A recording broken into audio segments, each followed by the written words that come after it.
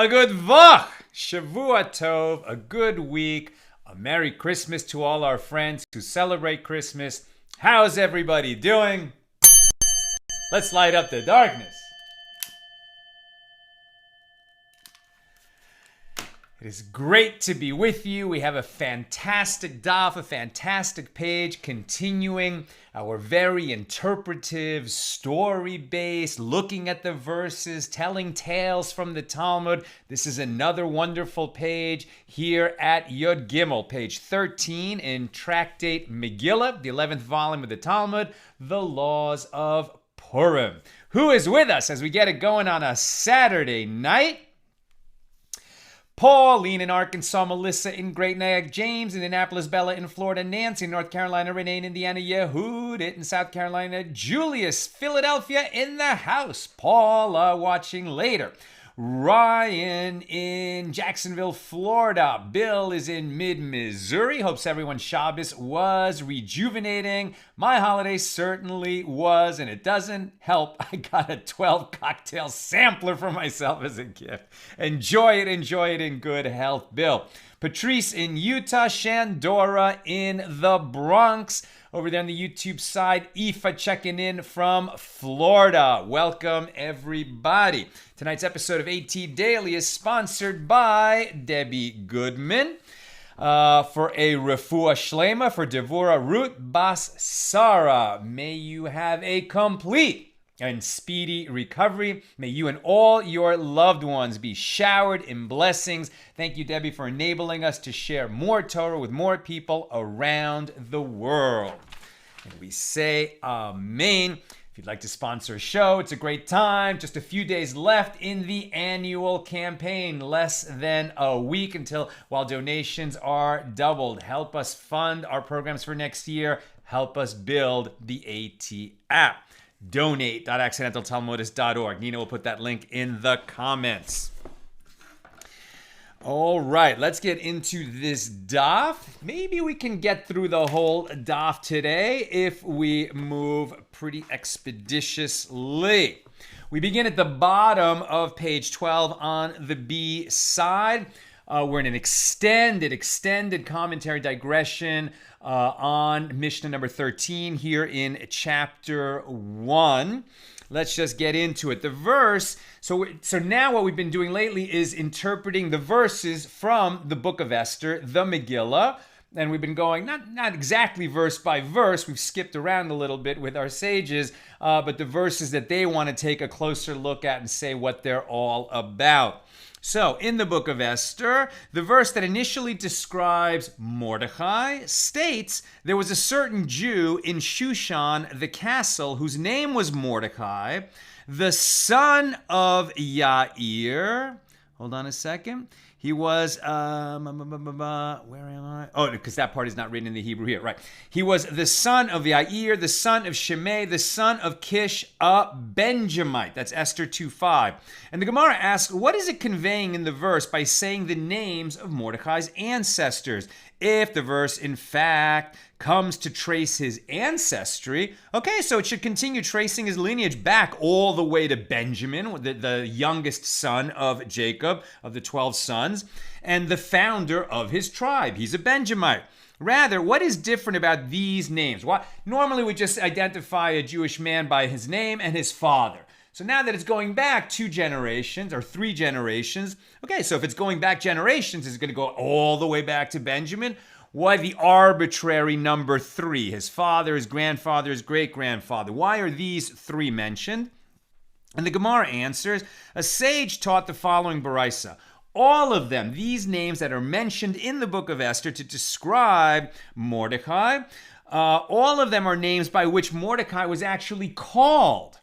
He was called the son of Yair because he was the son who enlightened, Yair, the eyes of all the Jewish people with his prayers. He was called the son of Shimei because he was the son whom God heard, Shama, his prayers, right? God heard Mordecai's prayers. And he was known as the son of Kish because he knocked Hikish on the door, on the gates of mercy, and they were open to him, right? He prayed for salvation for the Jewish people when the entire Jewish people in the world was in grave danger, and his prayers and his actions, right, were heard and and it was successful.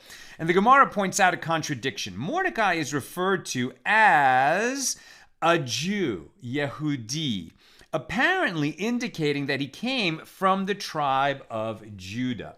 Right, so the word Jew, which, that's just how we identify Jewish people in our time, but it comes from Judah, right? So Judah was only one of the 12 tribes.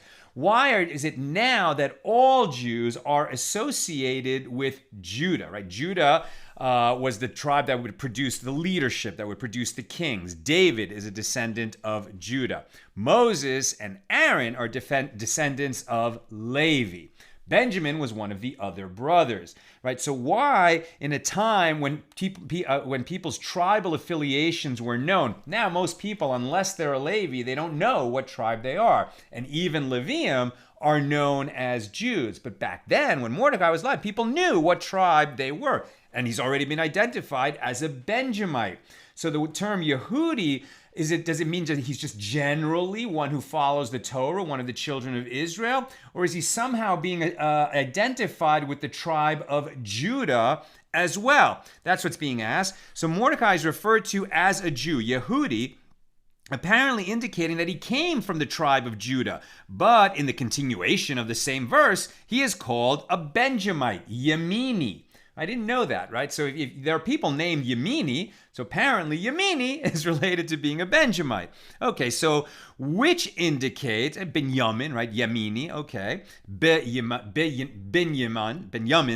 I guess from Yemini. All right, so anyway, Benjamite is a Yemini. So which indicates that he came from the tribe of Benjamin. Now, Rav Nachman said Mordecai was crowned with honorary names. Yehudi is one such honorary name, an honorary epithet, due to its allusion to the royal tribe of Judah, but it is not referring to Mordecai's tribal affiliation, right? And so we see that eventually this epithet, which means to convey honor, like one of the tribe of Judah, gets applied to all Jews. Rabbi Bar Chana said, Rabbi Yehoshua ben Levi said, an alternative explanation.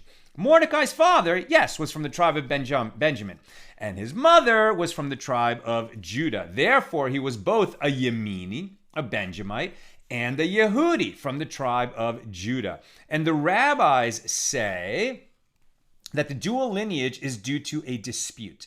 The families competed with each other over which tribe could take credit for Mordecai. He's a big hero. He's ours. No, he's ours. Everybody wants to take credit for Mordecai. And the family of Judah would say, I caused the birth of Mordecai, as only because David did not kill Shimei, the son of Gera, when he cursed him. You can find that story at 2nd Book Samuel, chapter 16. Was it possible for Mordecai to be born later from his descendants? And the family of Benjamin said in response, well, in the end, he came from me, as he was, in fact, of Benjamin's tribe. Rava said the congregation of Israel, Knesset Yisrael, the congregation of Israel at the time said this from the opposite perspective, not as a boast, but as a complaint, remarking, this sounds so familiar if you think of modern politics, right? No matter what a politician does, some people claim him and say he's great, other people say he's terrible, right? So Mordecai seems like such a hero of the story, but if we think about the story, during most of the story, the Jews were in grave, grave danger.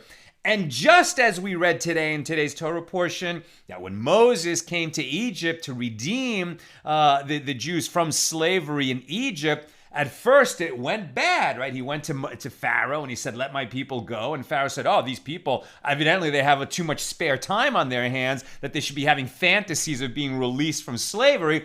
I'm going to give them more work to do. We're not going to give them straw, and still they're going to have to gather the straw and produce the same number of bricks. Likewise, and so the people complained against Moses. You shouldn't have come. What the heck did you come here for? You made life much worse for us. And likewise, Mordecai, when the events first got going, right, it was Haman hated Mordecai, who wouldn't bow down to Haman, who wore an idol around his neck. And that caused Haman to get so angry that he wanted to wipe out not only Mordecai, but everyone, all the Jews, right? And so, typical, as is typical so often in history, somebody comes to annihilate a people, right? And within that population that's under threat, they blame each other, because they feel powerless against that tyrant who's coming after them. But it's ridiculous. It's the evil tyrant who we all have to unite against, not bicker among ourselves. Well, likewise, the congregation of Israel at that time said this from the opposite perspective, not as a boast, but as a complaint. And they remarked, "See what a Judean has done to me, and how a Benjamite has repaid me.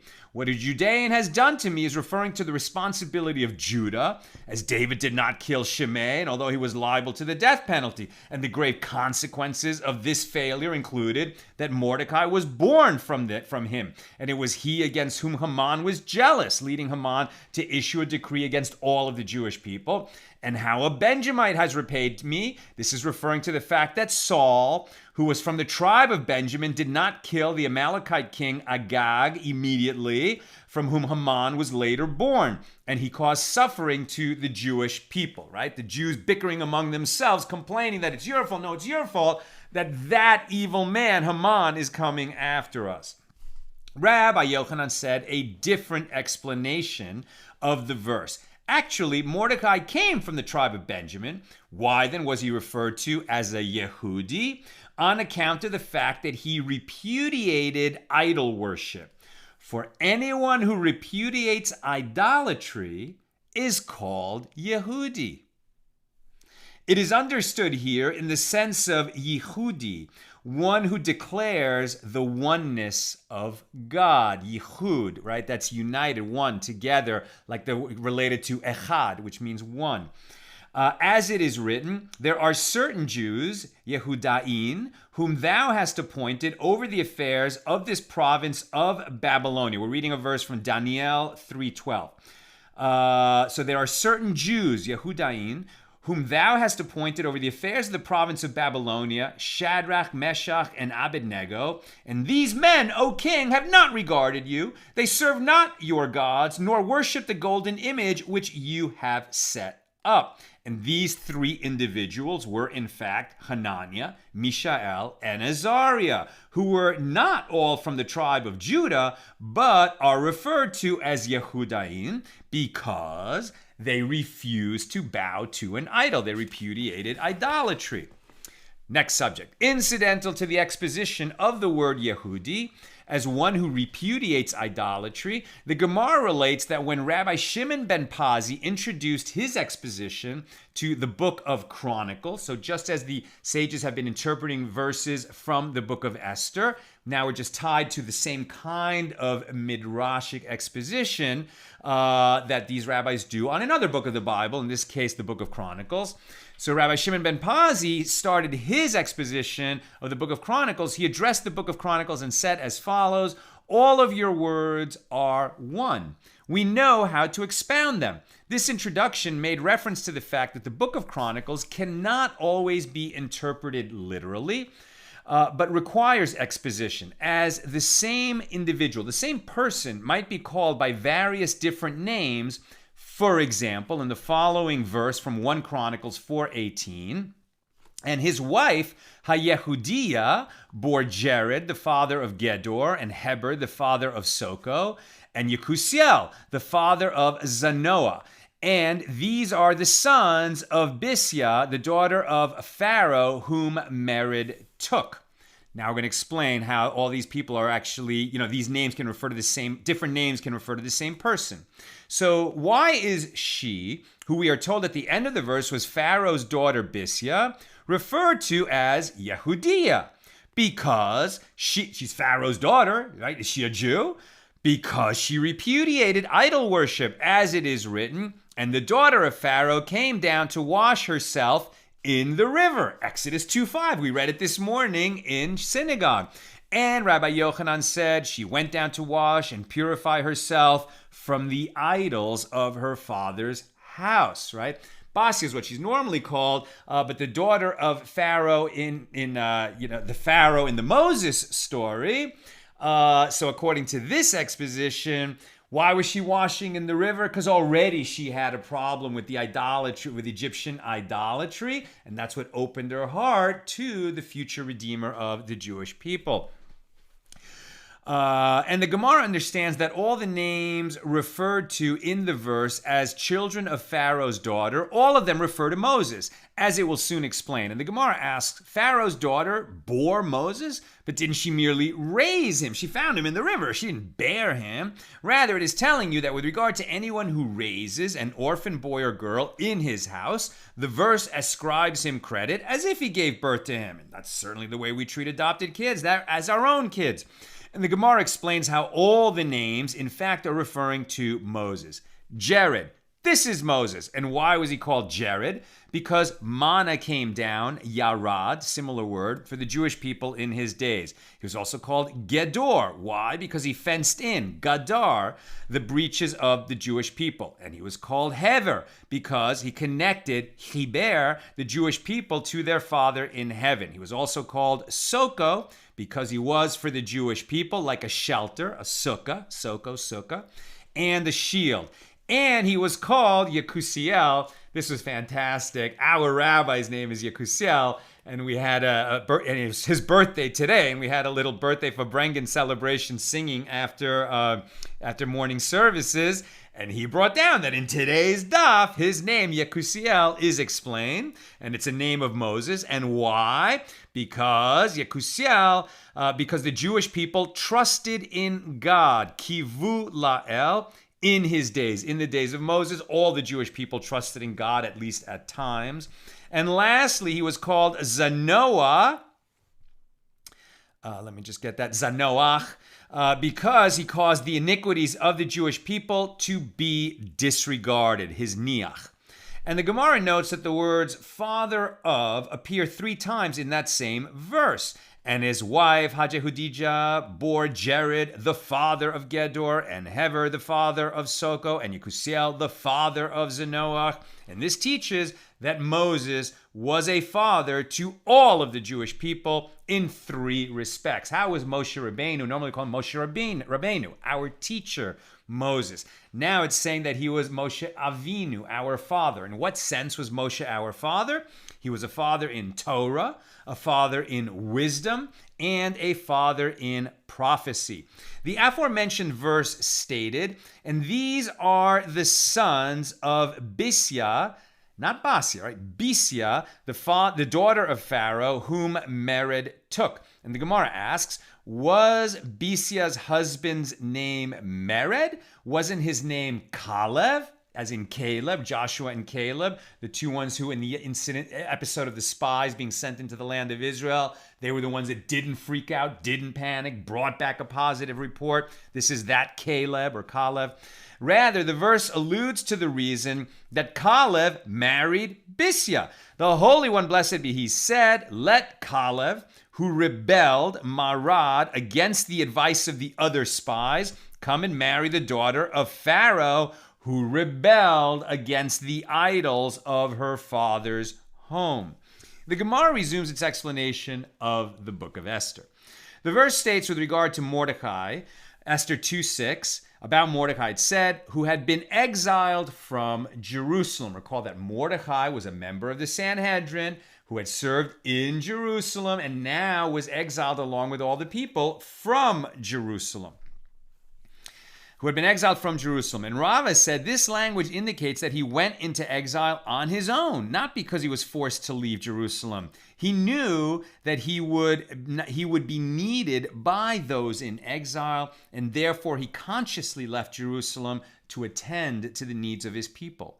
The verse states at Esther 2:7, and he brought up Hadassah, that is Esther, right? So in the book of Esther, Esther has 2 names, Hadassah and Esther, and Hadassah is mentioned first.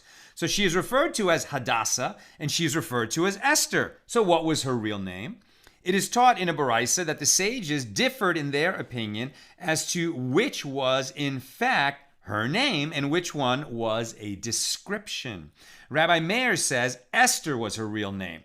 Why then was she called Hadassah? On account of the righteous, who are called myrtles. The myrtle tree is the Hadass, plural Hadassim. And who are called, so the righteous are called myrtles, are called hadassim, and so it states, and he stood among the myrtles, ha-hadassim in Zechariah 1:8. Rabbi Yehuda differs and says Hadassah was her real name. Why then was she called Esther? Because she concealed, masteret. The word Esther means hidden. And that's why we talk about that God's name is not mentioned in the Book of Esther, but God's hand is apparent in all of the events of the Book of Esther. And so God is hidden in the Book of Esther. Esther, hidden. Why then was she called Esther? Because she concealed, masteret, the truth about herself. As it is stated, Esther had not yet made known her kindred nor her people. Ahasuerus didn't know that he was married to a Jewish woman until she finally revealed it to him at the right moment.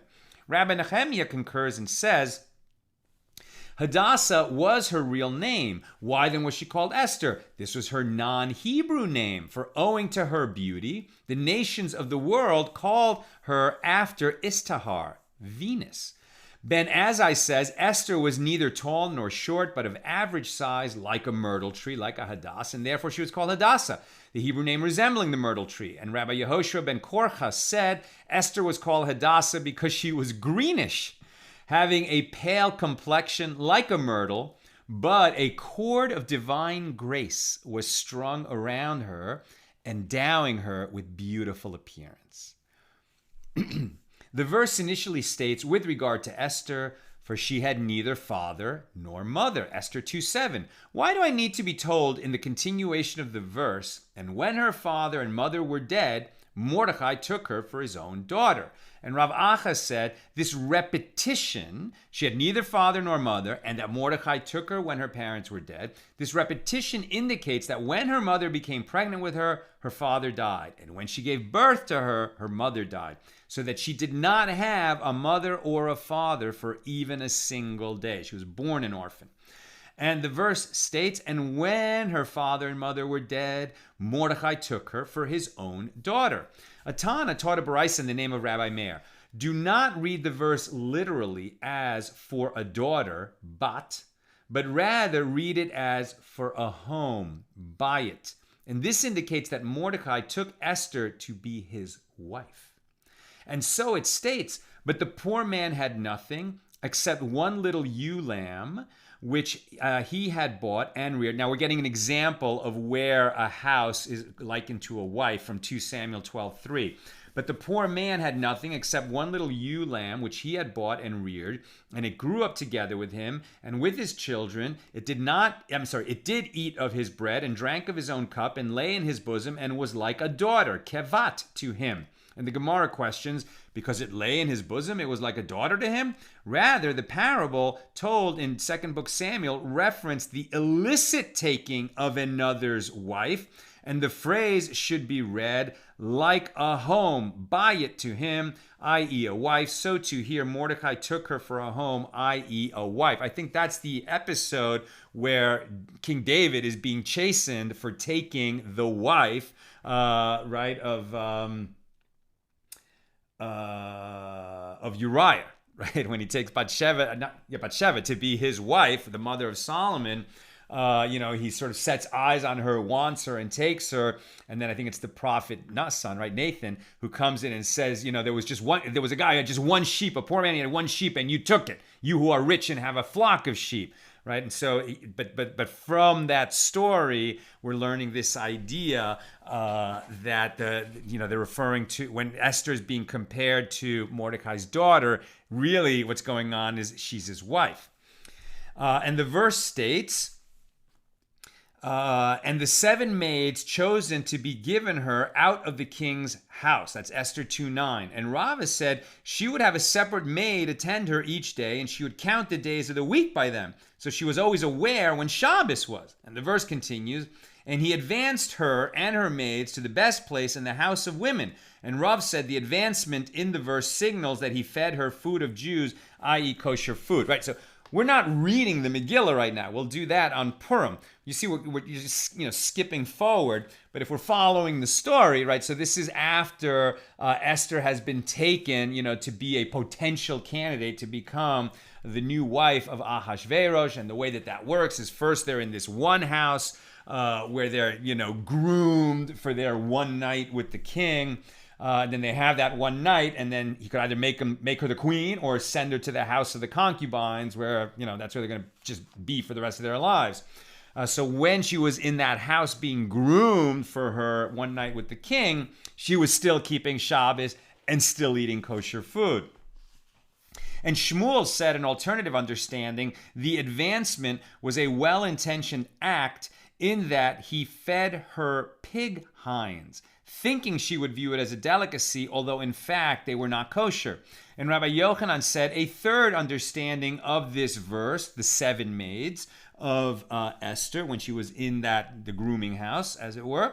And Rabbi Yochanan said the custodian in charge of all these women being prepared for the king, he gave her vegetables, which did not pose a problem with regard to the kosher laws. And so it states with regard to the kindness done for Daniel and his associates. So the steward took away their food and the wine that they should drink and gave them vegetables, which is something that an observant Jew can usually eat. Unless it was made in a pot where non-kosher meat was cooked, etc.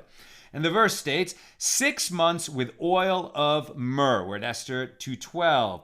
And the Gemara asks, what is oil of myrrh? It's a spice, right? Myrrh, M-Y-R-R-H. And Rabbi Chia bar Abba said, it is the aromatic oil called setakt. And Rav Huna said it is a cosmetic oil derived from olives that have not yet reached 1/3 of their growth. And it is similarly taught in a Baraisa. Rabbi Yehuda says, an pakinon is the oil of olives that have not reached 1/3 of their growth. And why is it smeared on the body? Because it removes the hair and softens the skin, right? She's being groomed for that one night with the king. And the verse states, in the evening she went, and in the morning she returned, at Esther 2:14. And Rabbi Yochanan said, from the implicit criticism of that wicked man, Achashverosh, the king, who cohabited with many women, we have incidentally learned his praise as well, that he would not engage in sexual relations during the day, but in the more modest fashion of doing it at night. And we have learned elsewhere that according to our sages, people should make love in the dark. Not in the daytime, not in the light, but only in the dark.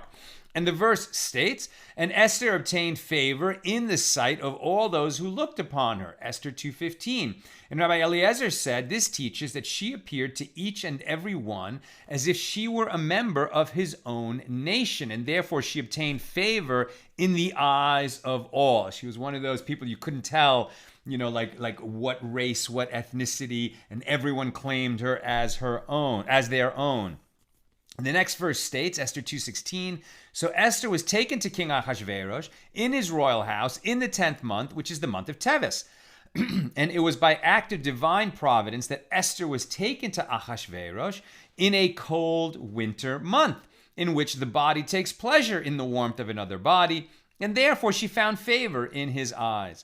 The verse states, and the king loved Esther more than all the women, and she obtained grace and favor in his sight more than all the virgins. That's Esther 2:17. And Rav said this double language indicates that if he wanted to taste in her the taste of a virgin during intercourse, he tasted it. And if he wanted to experience the taste of a non-virgin, he tasted it. And therefore he loved her more than all the other women.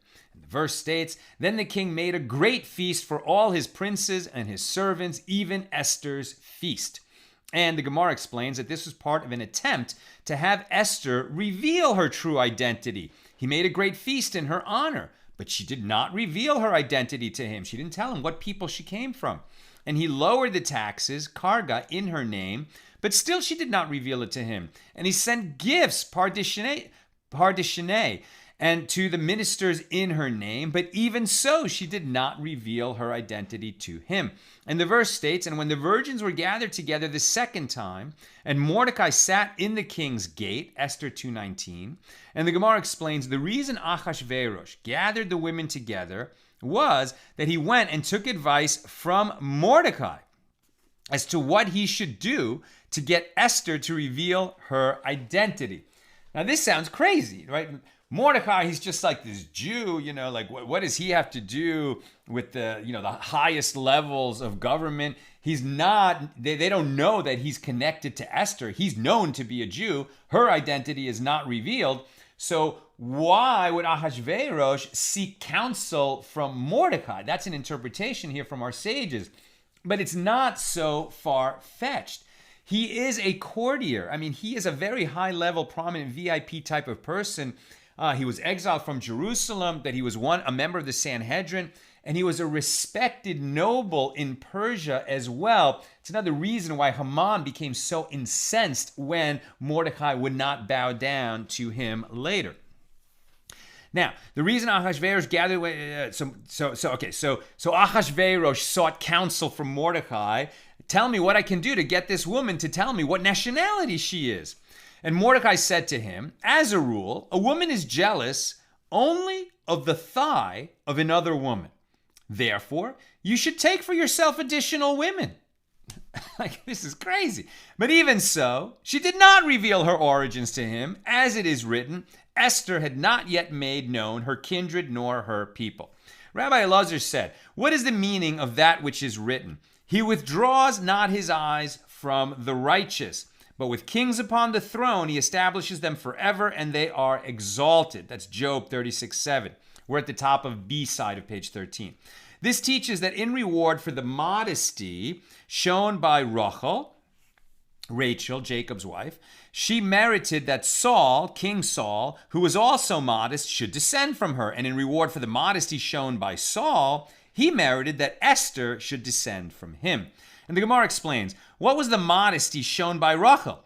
It is as it is written, and Jacob told Rachel that he was her father's brother, and that he was Rebekah's son. Genesis 29:12. Now, maybe ask, was he, Jacob, her father's brother? No. Right? Jacob's mother was Rebekah. Rebekah was Laban's sister, and it's Laban who is Rachel's father. So how could Jacob say that he is Rachel's father's brother?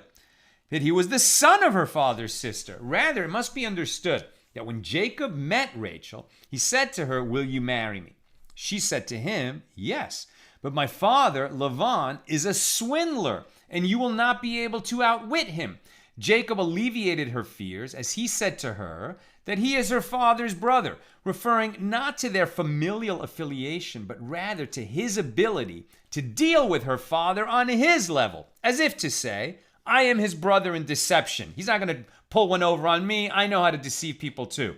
And she said to him, but is it really permitted for a righteous person like you to be involved in deception? He said to her, yes, it is permitted when dealing with deceptive individuals. Plus, we also know that Jacob deceived his own father to get the blessing that would have gone to Esau. As the verse states, 2 Samuel 22:27, with the pure, you will show yourself pure, and with the perverse, you will show yourself subtle. Indicating that one should deal with others in the manner appropriate for their personality. Jacob then said to her, what is the deception that he will plan to carry out and I should be prepared for?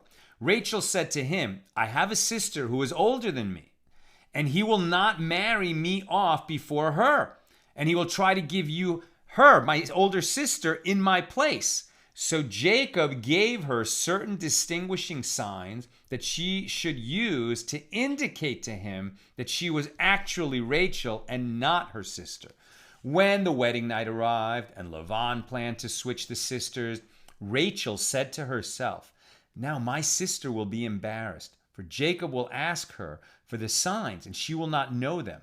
So she gave them to her. And this is as it is written, and it came to pass that in the morning, behold, it was Leah.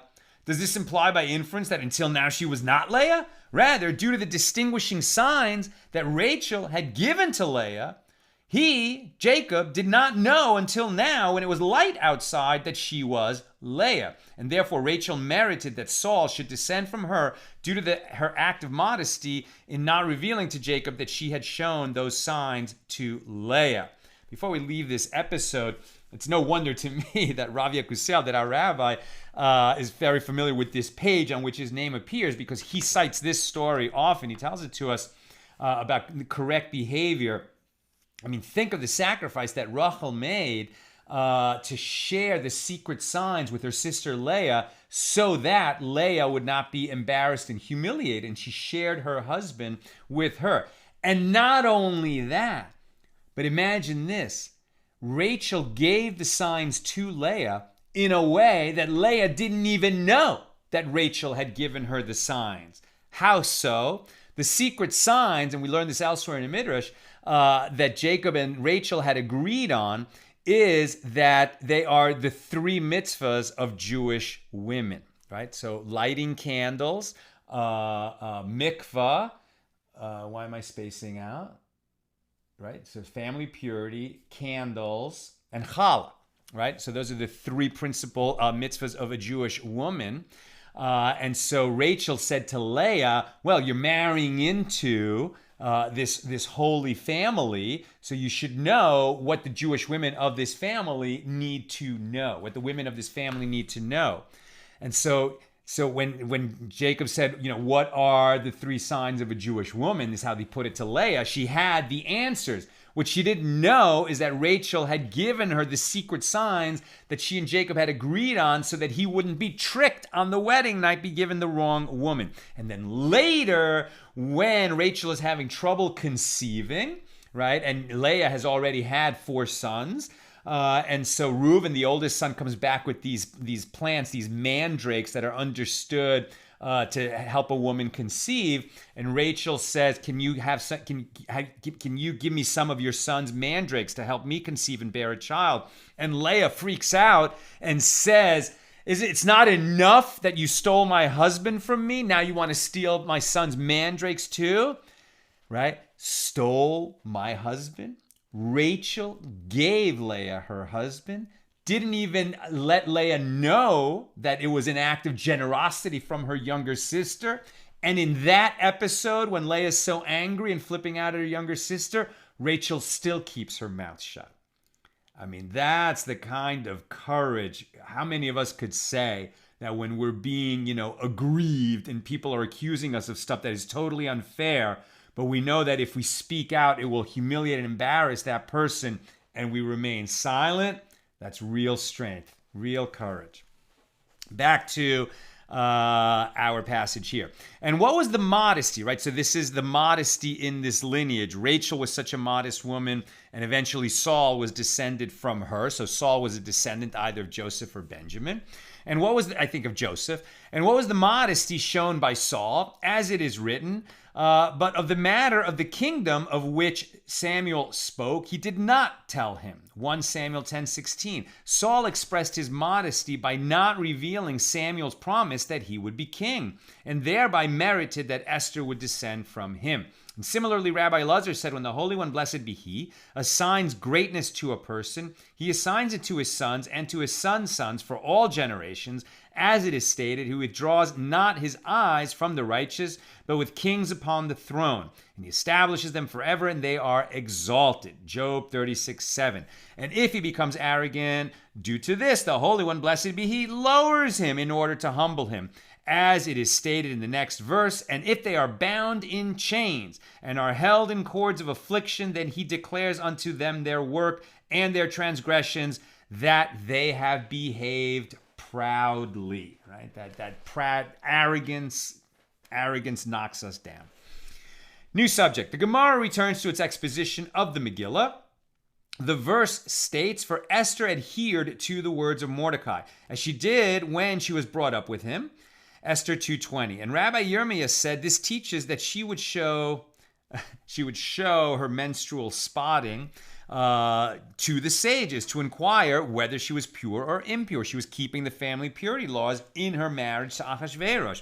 And the verse continues, as she did when she was brought up with him. And Rabbi Bar Lima said in the name of Rab, this means that she maintained a relationship with Mordecai as she would arise from the lap of Achashverosh, immerse herself in a mikveh, and then sit in the lap of Mordecai. That's just one opinion. That is definitely not a universally held opinion. The Megillah continues, in those days, while Mordecai sat in the king's gate, 2 of the king's chamberlains, Bigtan and Teresh, of those that guarded the doors, became angry, and they sought to kill King Achashverosh. And Rabbi Chiya bar Abba said, this is Esther 2:21. And Rabbi Chiya bar Abba said that Rabbi Yochanan said, the Holy One, blessed be he, caused a master to become angry with his servants in order to fulfill the will of a righteous man. And who is this? It is Joseph, as it is stated in the chief butler's account of how Pharaoh had become angry with him and the chief baker and sent them to jail. And there was with us a young man, a Hebrew, because Pharaoh became angry with his butler, with those two servants, right? The wine steward and the baker. They ended up in prison, and so they had their dreams interpreted by Joseph. And eventually that led to Joseph being called before Pharaoh to interpret Pharaoh's dreams, and then Joseph was elevated to be viceroy. Likewise here, these two guys became angry and sought to kill Ahasuerus, and this ends up becoming a crucial part of the story that's going to elevate Mordecai. So similarly, the Holy One, blessed be he, also caused servants to become angry with their master in order to perform a miracle for another righteous man. And who is he? It is Mordecai. As with regard to the plot to kill the king, it is written, and the matter became known to Mordecai at Esther 2:22. And the Gemara explains how the matter became known to him. Rabbi Yochanan said, Bigsan and Teresh were two Tarsians, and they would talk with one another in the Tarsian language. And they said, from the day that Esther arrived, we have not slept, as Ahasuerus has been with Esther all night, and he has been busying us with his demands. Come, let us cast poison in the goblet from which he drinks, so that he will die. But they did not know that Mordecai was one of those who sat on the Sanhedrin, which convened in the chamber of hewn stone in the Holy Temple in Jerusalem. And because he was on the Sanhedrin, he knew 70 languages, a necessity for members of the Sanhedrin. While planning their plot, one of them said to the other, but my post and your post are not identical. How then can one of us leave our position to succeed in our plot to poison the king? And the other one said to him, I will guard both my post and your post. And this is as it is written with regard to the kings, verifying Mordecai's revelation of the plan to kill the king. And when inquiry was made of the matter, it was found to be so. It was discovered that they were not both found at their posts. And the verse describes when the rest of the events of the Megillah occurred. After these events, that's Esther 3:1. After these events, did King Ahasuerus promote Haman? And the Gemara asks, after what particular events? And Rava said, only after the Holy One, blessed be he, created a remedy for the blow and set in place the chain of events that would lead to the miraculous salvation. Only after only after these elements were set in place that would lead to the miraculous salvation was Haman appointed, thus setting the stage for the decree against the Jews to be issued. And Rava explains, this is as Reish Lakish said, the Holy One, blessed be he, does not strike at the Jewish people unless he has already created a remedy before them. Unless he has already created a remedy for them beforehand. As it is stated, when I would have healed Israel, then the iniquity of Ephraim was uncovered. Hosea 7:1. But this is not so with regard to the nations of the world. With them, God first strikes them, and only afterward does he create a remedy. As it is stated, Isaiah 19:22, and the Lord shall smite Egypt, smiting and healing. Right? With the Jews, he already has the remedy before he smites the Jews. And the verse states, but it seemed contemptible in his eyes to lay his hand on Mordecai alone. After Haman felt insulted that Mordecai wouldn't bow down to him, right, says Esther 3:6, it seemed contemptible in his eyes to lay his hands on Mordecai alone, for they had made known to him the people of Mordecai, that Mordecai was a Jew. Wherefore Haman sought to destroy all the Jews that were throughout the whole kingdom of Ahasuerus, even the people of Mordecai. Rava said, at first he wanted to lay his hands on Mordecai alone, and in the end, on the people of Mordecai. And who were the people of Mordecai? They were the sages, i.e. Mordecai's special people. And ultimately, he sought to bring harm on all the Jews. The verse states, they cast pur, lots, like a lottery. Right? And this is why Purim is called Purim. The word pur means a lot, as in a lottery. So they cast pur, that is the lot, Esther 3:7. A sage taught the following baraisa. Once the lot fell on the month, which is good. What was the pur for? What was the lottery? On what day of the year were they going to annihilate all the Jews in the same day? So once the lot fell on the month of Adar, he, Haman, greatly rejoiced, for he saw this as a favorable omen for the execution of his plans. Why? He said, the lot has fallen for me in the month that Moses died, which is consequently a time of calamity for the Jewish people. But he did not know that not only did Moses die on the 7th of Adar, but he was also born on the 7th of Adar, and therefore it is also a time of rejoicing for the Jewish people. Haman said to Ahasuerus, this is Esther 3:8, there is, yeshno, one people, scattered abroad, mefuzar, and dispersed, mephorad, among the peoples in all the provinces of your kingdom.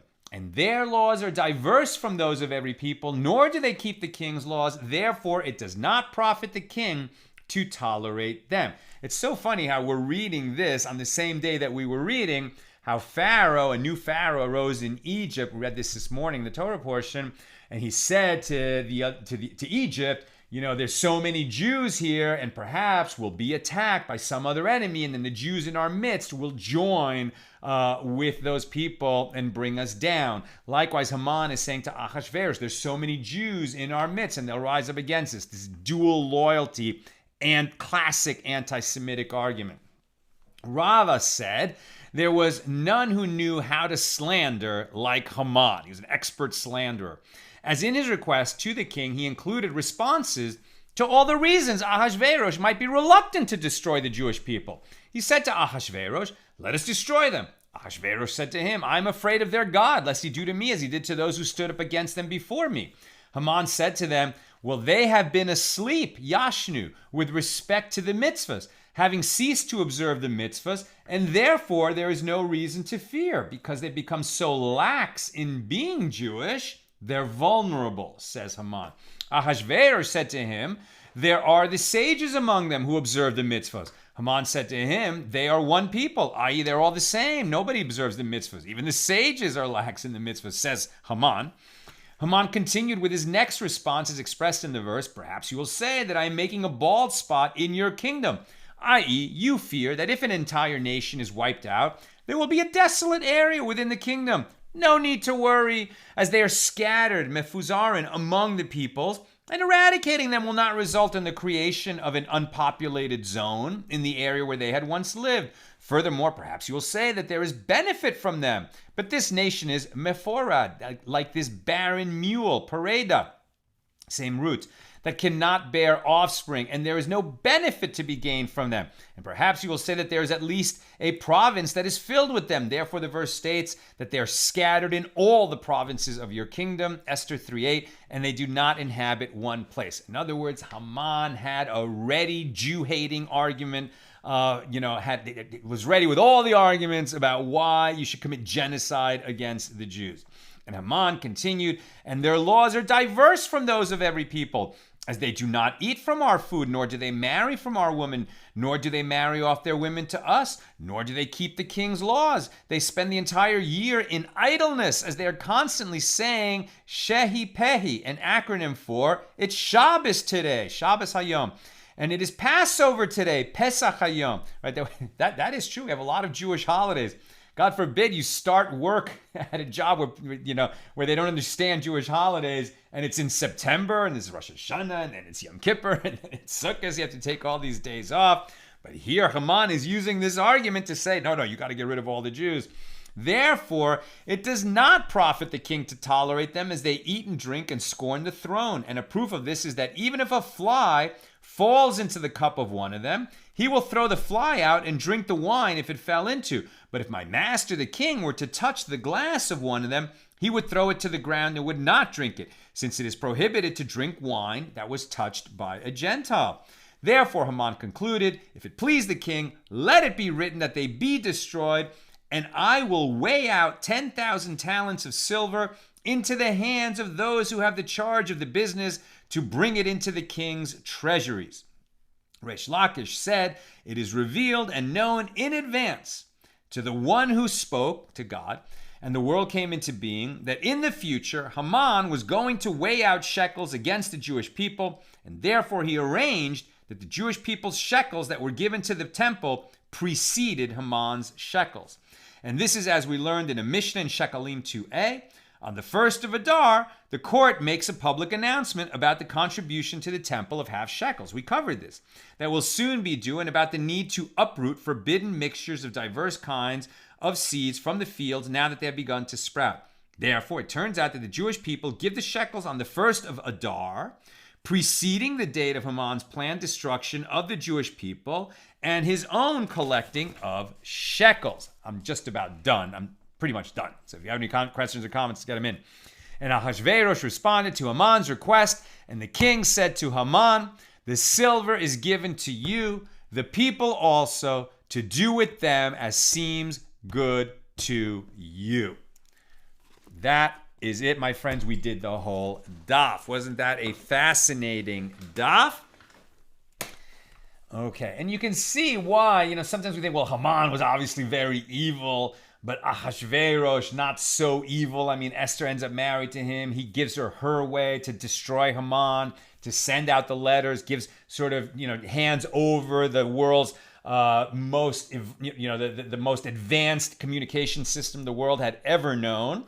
That's what made the Persian Empire so great. They basically had a Pony Express, whereas before sending a message, 1,000 miles took months. They had a system where they could deliver that message in weeks. It was an extreme advance in communication, and he handed over that system to Mordecai and Esther so that they could save the Jewish people. So we think, well, Ahasuerus wasn't really so bad. Well, maybe it wasn't so bad, but when Haman said to him, "Yeah, I want to annihilate this whole people from among your peoples," he said, "Okay, yeah, go ahead."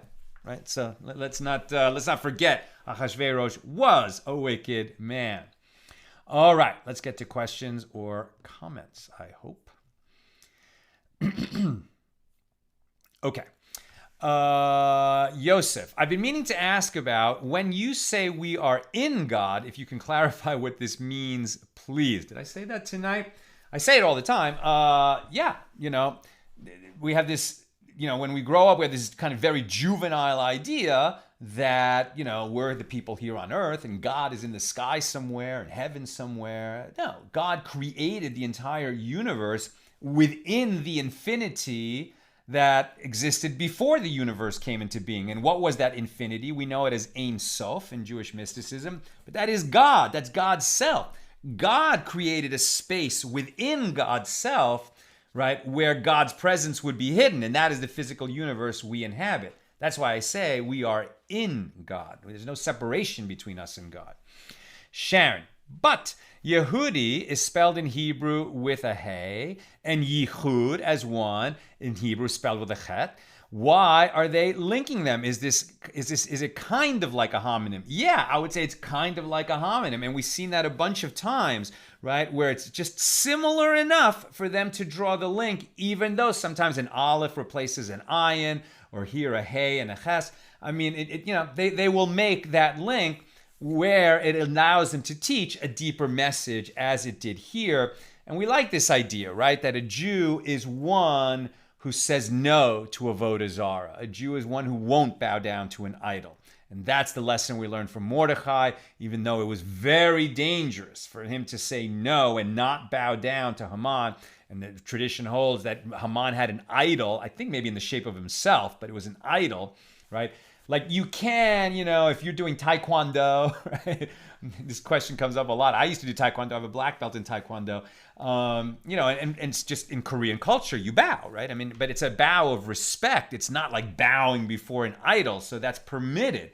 But Haman was very much setting himself up as some kind of deity and wanted people to bow down to him. And that Mordecai would not do, even though it was very dangerous. And likewise, those three guys, Hananiah, Mishael, and Azariah in the book of Daniel, they would not bow down to the idol of the king of Babylonia. And, they were willing to pay with their lives. They were saved by the intercession of the angel Gabriel, but they were willing to die and not bow. Sharon, one of my students once asked a question that I still have not found an answer to. What name was Moses given by his mother Yocheved? The name Moshe actually was given to by Pharaoh's daughter. It means being drawn out of the water. But she did not do that until after Moses was returned to her, after he was weaned, having spent a few years with his mother, right? Miriam, Moses' sister, accompanied the basket floating down the river. When it was pulled out by Pharaoh's daughter, she said, "Oh, do you want a wet nurse from the Jews? I can find one for you, and then the child will get the milk that it needs." And Pharaoh's daughter said, "Yes, very good. Do that, and then bring the child back to me." So Moses spent the first 3 years of his life with his own mother, and that's where he really, she was able to make that link. Like he heard Shema every night of his life, and that's why when eventually he grows up and he comes out of the palace and sees a Jew being beaten, think about it. If you knew that you came from some other people and were adopted into the royal family and were being raised to be a royal, you might easily disassociate yourself with the slave people that you came from. Moses didn't do that. He completely identified with the Jews, even risked his own position, and ended up running away from Egypt after killing an Egyptian taskmaster. And we say that is very much linked to, if not owed to, his mother, Yocheved, and those 3 years that she spent with him, and to Miriam, who made that possible. But what name did Yocheved give Moses originally? I don't think we know that, right? These names that were cited at the beginning of our page as possibly referring to Moses, it's kind of a little bit homiletic. I don't know that we're saying that one of those was his actual name. I don't think we know that name. Bill, so worth noting, when the Daf says that Esther was greenish, cultures develop words for colors at different rates. Ancient Greek famously had limited words for blue, hence Homer's wine dark sea.